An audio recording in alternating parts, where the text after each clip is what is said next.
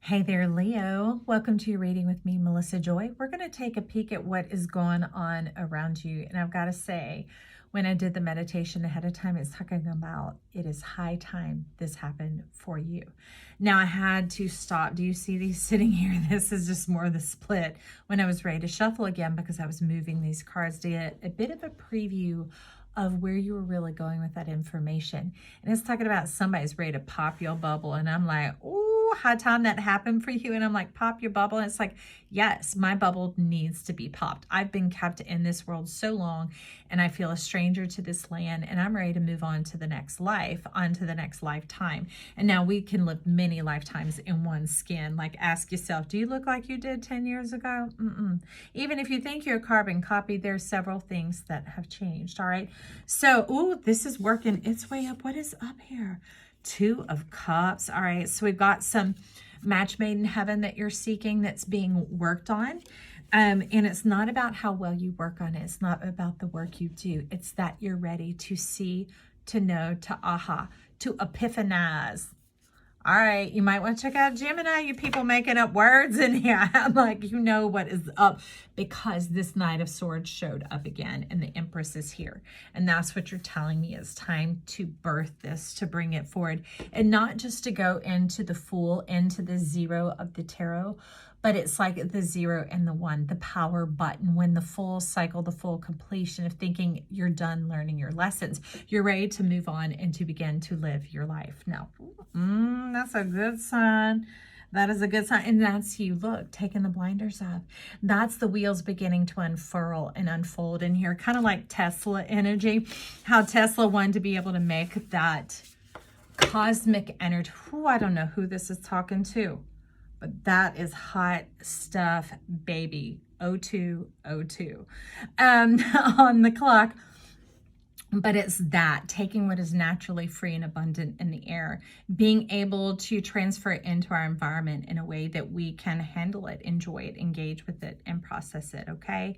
Like those big things called transformers, if they didn't step down raw electricity into a format that we could handle it, then it wouldn't be able to come in through the outlets in the wall and light the light bulb, okay, that you have in your lamp. So this is life bringing it forward into, well, you're saying into reality, because the Moon card is sitting here and it's like time to step forward and get out of that gray scale and to get into the vibrancy of living, the vibrancy of life. But there's a bit of some obstinance in the way. No obstacles, obstinance, Leo. All right, that's you stand your ground and you're like, as far as it's up to me, it is not going to happen. I am locked up.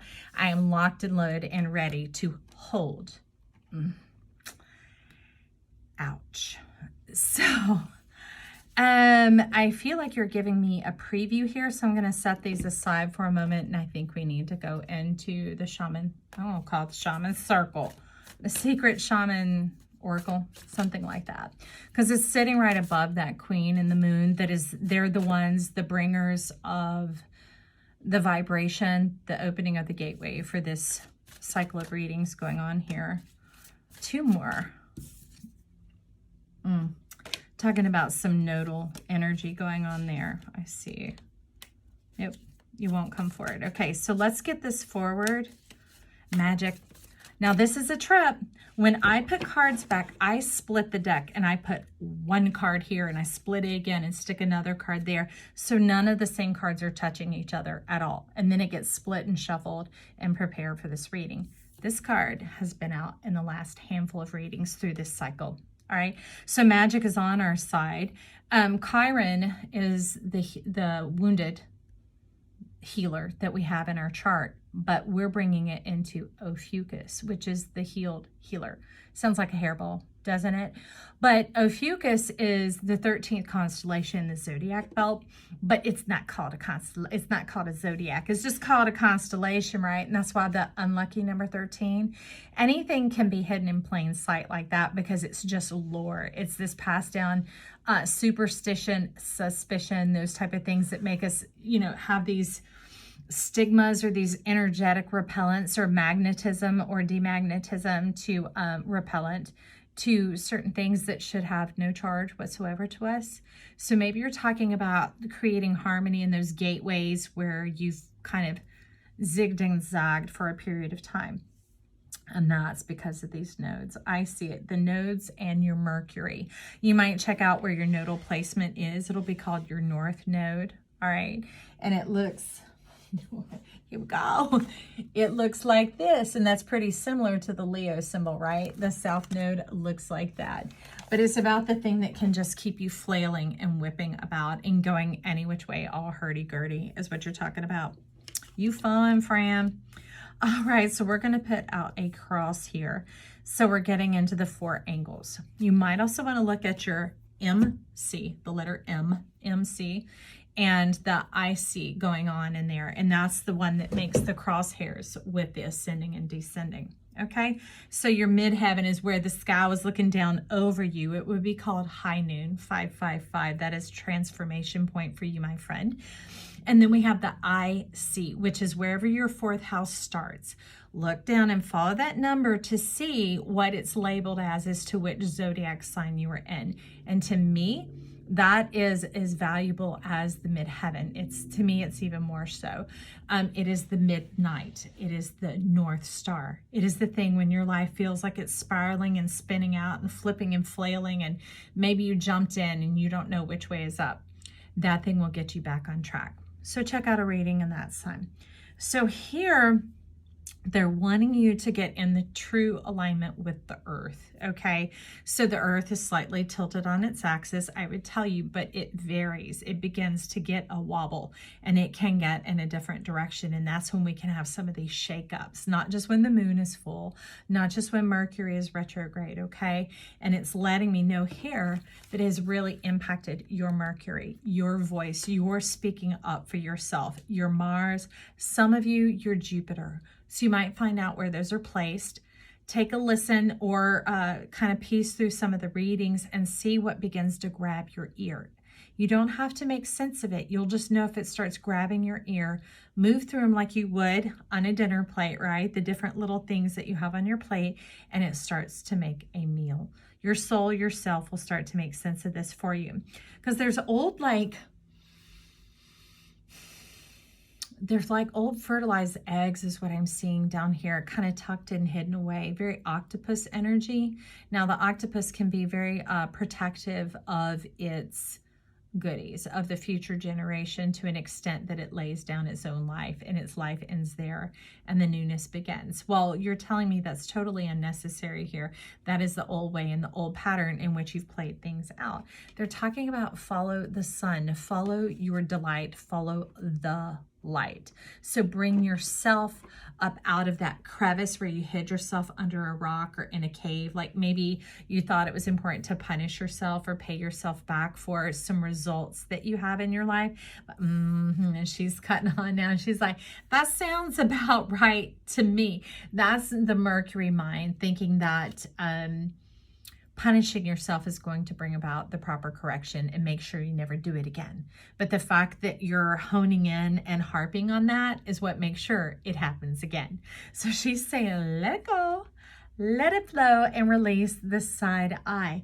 That brings in the breath back into the body and spirit, energy, wind, air, plasma, Aquarius, whichever and any of all of those that you need. Begin to freshen the air. It's like creating a cross breeze in your house.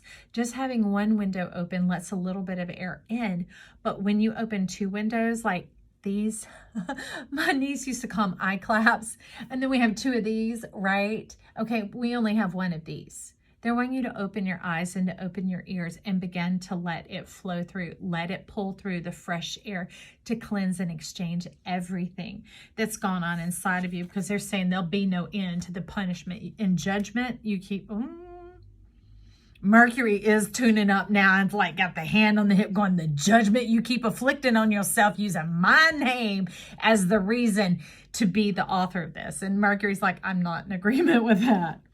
Now mystical shaman is looking up and is like, you straight on it right there, girlfriend, because the nose, K-N-O-W-S. I don't know why sign language keeps showing up for you, friend, but you might check it out, okay? So with that, Earth Keeper is now opening the eyes. This is the one who's been sitting down here with all the goods and all the goodies, where it had been tied up in judgment. Look at this. That had tied up your magic. That had tied up your playfulness. That had tied up your inspiration and your freedom to feel love, to follow the winds of change, to kind of move about with this freewheeling energy that keeps your spirit delightful. Now, this isn't for everybody. You'll know if it's speaking to you. But, oh, Earth Keeper and that arrow be trading places. Now, I like this alignment because the Earth Keeper and Mystical Shaman are coming together to do the work, and they're going in the same direction. They're going back to clean up some old messes that were left because of the nodes. All right. The nodes are what we can get caught up in: drama, trauma, all the DIS, like disappointment, disagreement, those type of things that just made the world go chaotic and work against yourself, spin back on yourself. And they're talking about if you let that hand up, it's just going to go the other way and it's going to just wear you out. So Earth Keeper's here to say, let me handle that for you. This thing that seems like that conundrum, that thing that you've been abusing, pillaging your mind, punishing yourself for, let me have that and I'll handle that for you. That was the 1122. They're talking about you'll more than see, you'll hear, think, know, and feel back like yourself again, okay? Your true self, not the one who got you into this mess. That's because you got off track and you began to entertain things that aren't true to who you are. Wondering, maybe I was a little bit wrong. Maybe I ought to be more open to this. Maybe I ought to try that sort of thing. And they're going, that's what's whipping you about. They're saying, start and trust with who you are. Remember, follow your sun. Leo's ruled by the sun. So for you, that's like two suns, like two thumbs up. You are plenty. What you desire is the truth that you should follow. That's not want. Want is like here on the front. That's the mind just trying to take up everything you see. I want to eat that. I want to eat that. It's like a dog when they sniff the ground. They're just taking it all in. They're talking about the desires, that thing inside of you that you're willing to wait for, and not WAIT, not leverage and charge yourself and put weight and pressure on yourself, but you're willing to let it come a day at a time. I love it. Day at a time. Day at a time, because the fact that you begin to feel pleasure in your body right now, you're talking about your skin, yourself, seeing the light of day, going outside while it is daytime. Stop putting yourself off is the message that keeps coming from here. All right. When you begin to imbibe in the dailiness of life, of getting outdoors, that fresh air blowing through your soul, it begins to cleanse and sweep out the mind, and all this magic can show up for you. Life is wanting to show up for you. Will you show up for life? Will you show up for life?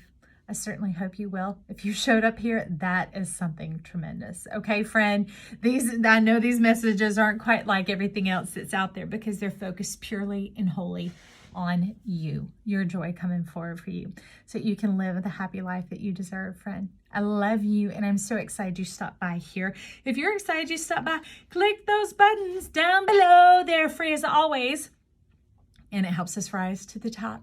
I appreciate you, and I love you. Bye.